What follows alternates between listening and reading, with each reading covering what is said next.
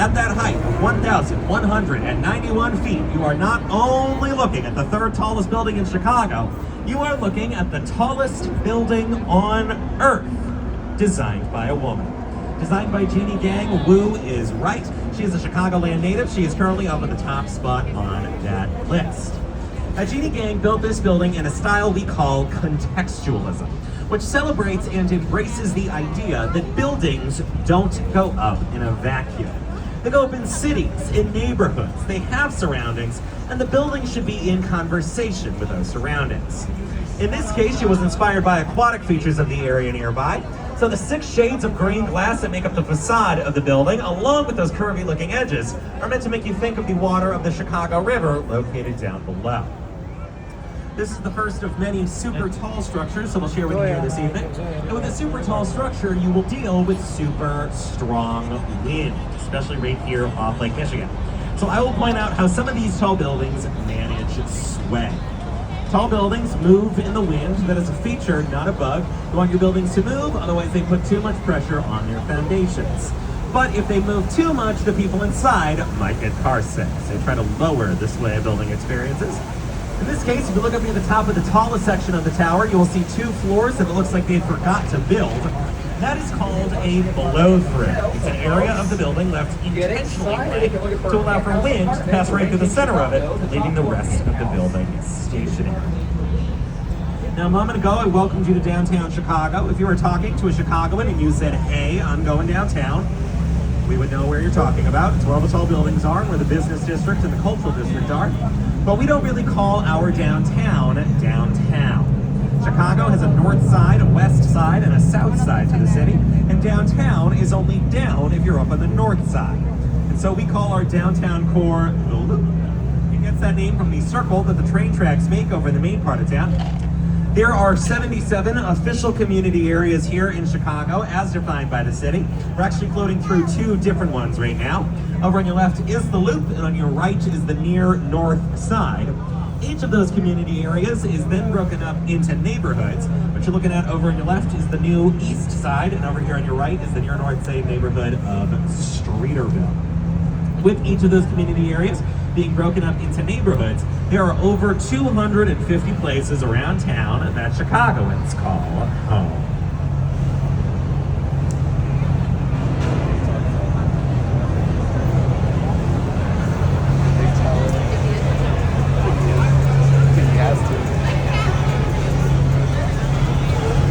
Up in front of us on the right-hand side of the river, you'll see a white building with a clock tower up there at the top.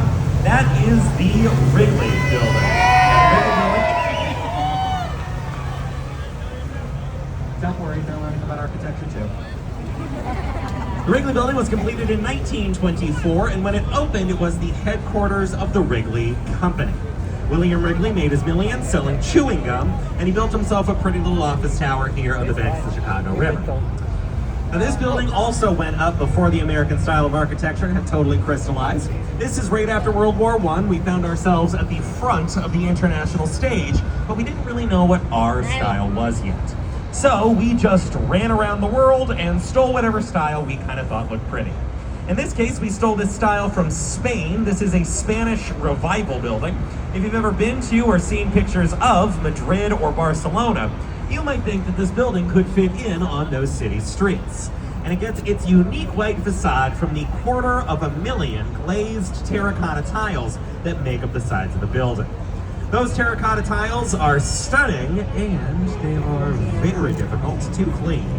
You cannot use a power washer on this building. It will break all of those tiles. And so it is the job of a crew of people to scale the building and scrub the tiles by hand, which is a job I am simply thrilled I don't have. The building shares its name with another important Wrigley building here in Chicago, located up on the north side. That, of course, being Wrigley Field, home to the greatest institution of Western civilization since the Roman Senate, the Chicago Cubs. I'm a lifelong Cubs fan. I went to my first Cubs game when I was a baby back in 19. And I share that in common with my great-grandfather, who I was lucky enough to get to know. He didn't live long enough to see the Cubs win the World Series, but he never lost hope. He used to say, "Dylan, anyone can have a bad century." To pass under Michigan Avenue, you will see a tall blue building with those letters on the side and the spire up at the very top. This is Trump Tower, home to the Trump International Hotel and Residences. Trump Tower is, yes, I love architecture too. Trump Tower is the second tallest building in the city of Chicago, standing at a height of 1,388 feet tall, or 423 meters tall. It was completed in 2009 by Skidmore, Owings, and Merrill chief architect Adrian Smith. If you took Trump Tower and you stood it next to the St. Regis from a moment ago, you might assume that the St. Regis is taller, because the St. Regis's roof is higher in the air than Trump Tower's is. But there are a couple of architectural tips and tricks that you can employ to get a couple extra feet on your building. Architecturally speaking, a building is measured from its lowest level of public access up to its highest structural feature. If you look down here along the river level, you will see those sets of doors. Those doors are technically public access, which means the building is measured from down here where we are, and not the street that the building is located on. And then at the very top of the building is that spire, that's the pokey bit up on top. That's just decorative, you cannot go up inside of it, but it is structural to the building, and it gets you up to that height of 1388. As we pass under Wabash Avenue, you will see two buildings on the right-hand side of the river that you may recognize from films and TV shows set here in Chicago. Or, if you are one of my uncles from that Wilco album you really, really like, they are the twin corncob towers of Marina City. Marina City went up in the 1960s. They are two of the most iconic buildings here in Chicago, and they also helped tell the story of this part of the city back in the middle of the 20th century. Back in those days, the Chicago River was, and this is a hydrological term, gross. It was filled with garbage, pollution, it smelled bad. People did not want to live in this part of the city.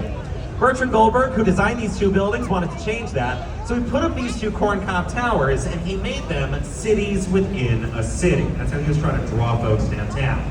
That means you've got all sorts of amenities up inside these buildings, including required valet parking, which they still require today.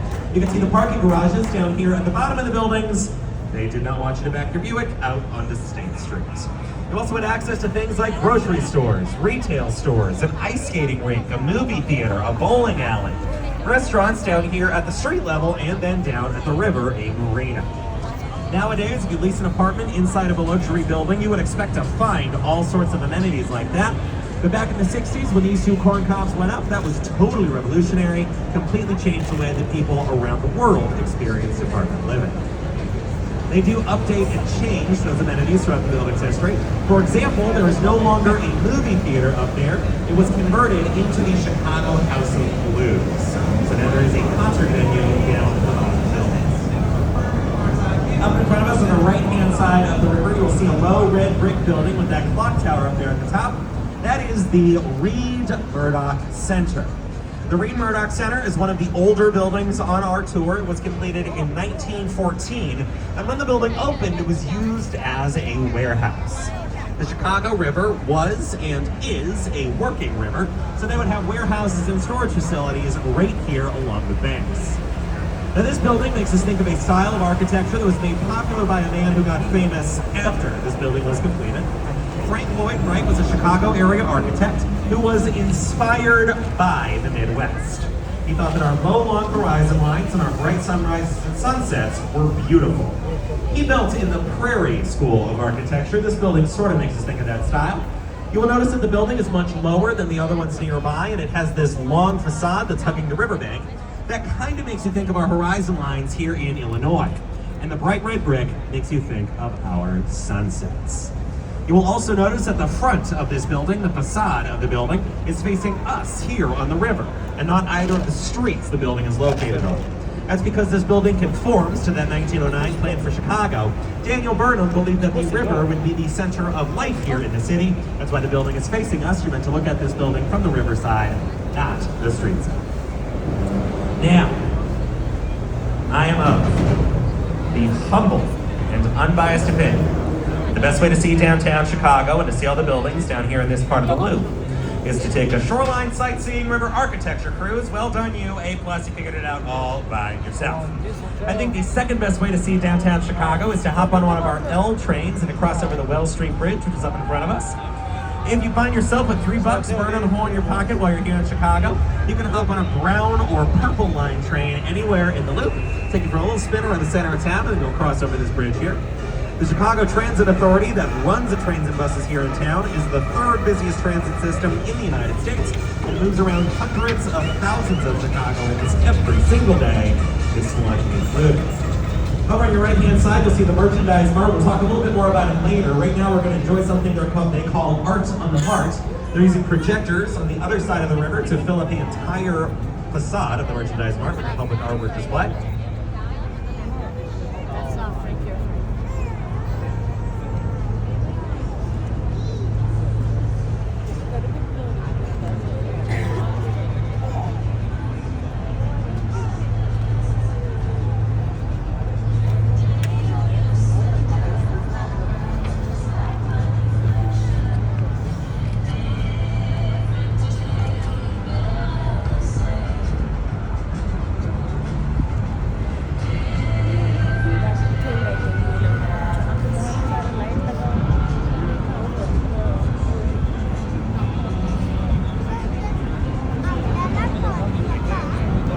That again was Art on the Mart. We'll talk more about this building once we're heading back towards Navy Pier.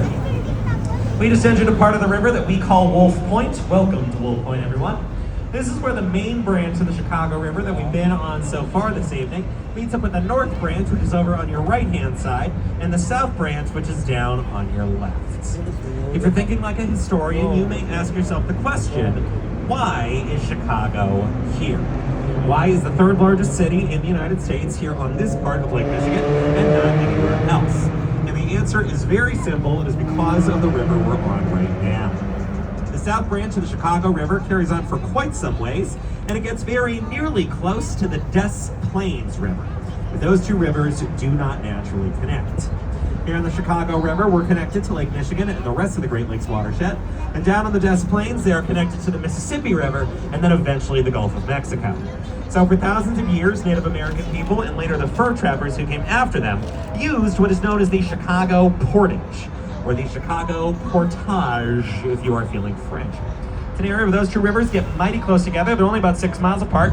You can take your boat out of the water you were on, drag it the 6 miles over to the other river, plop yourself down, and get to a whole new part of the continent.